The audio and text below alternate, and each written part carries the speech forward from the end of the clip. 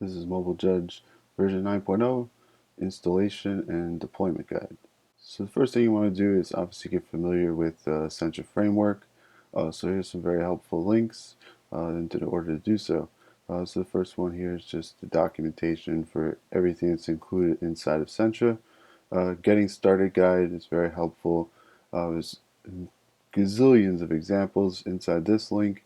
Here's a link for the free library download.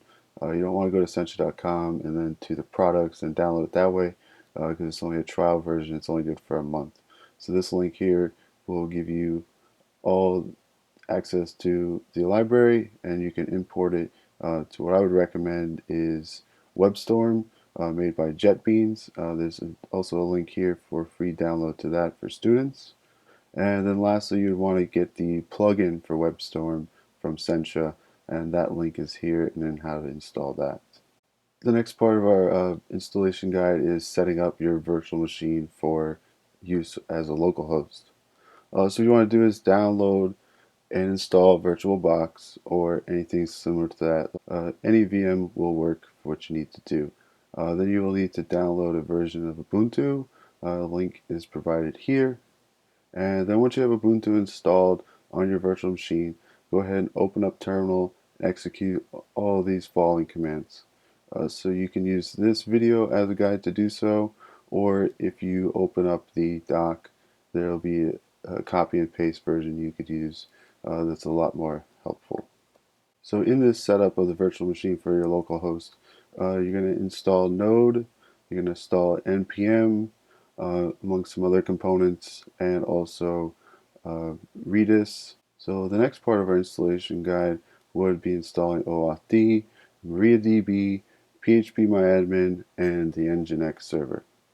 So the first thing we're going to do is we're going to go ahead and install Git, so that way we can access the information that's on the GitHub, and install Grunt. It just helps along all the processing of the packages. And then we'll go ahead and install OAuthd. That's going to take care of all our authorization tokens and access to third-party logins like Google, at MyFIU, Facebook, LinkedIn, Twitter, things like that. Then we'll go ahead and install MariaDB here, and then PHP 7, and then lastly we'll install PhpMyAdmin and then the NGINX server.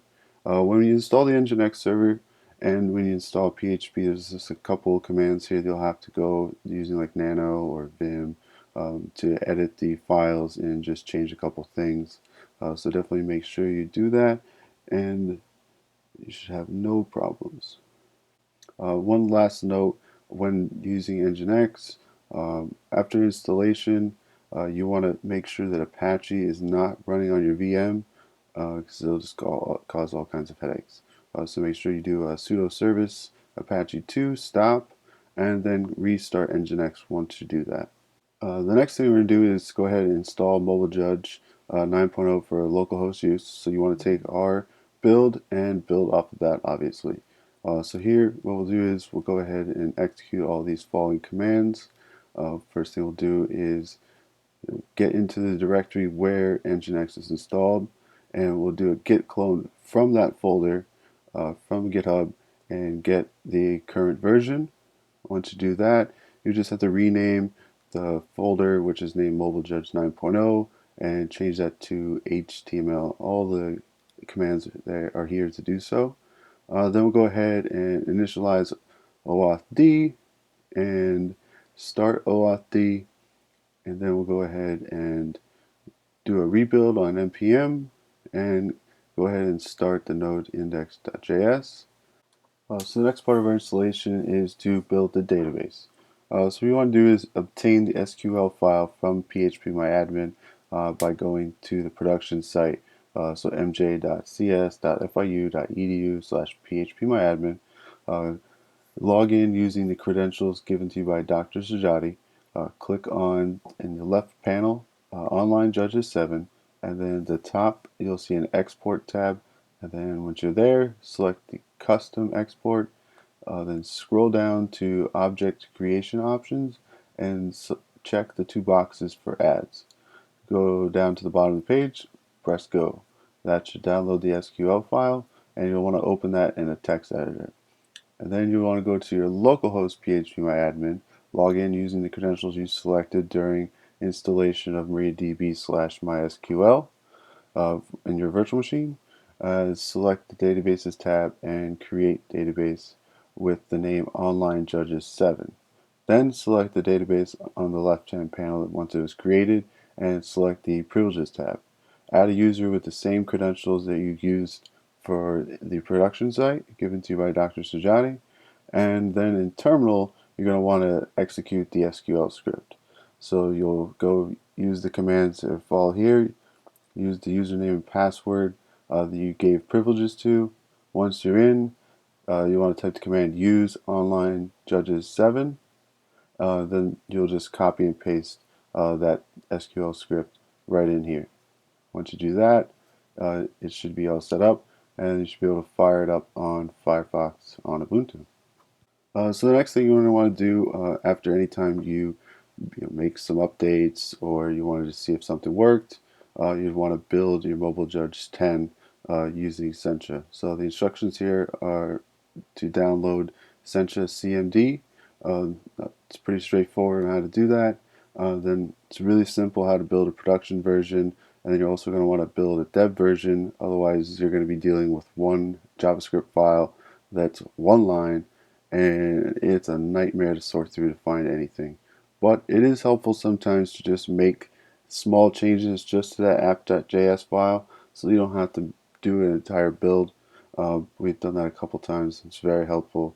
But if you want to build a whole new production version, instructions here to do so, and how to build the dev version so that you have everything split up nicely into folders based on view, routes, etc.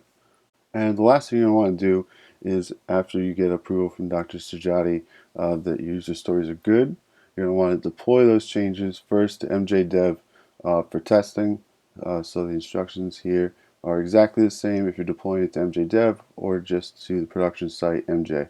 So let's go ahead and follow these steps. First thing you're going to want to do is stop OAuthd and node using terminal. Those are being monitored by a program called PM2.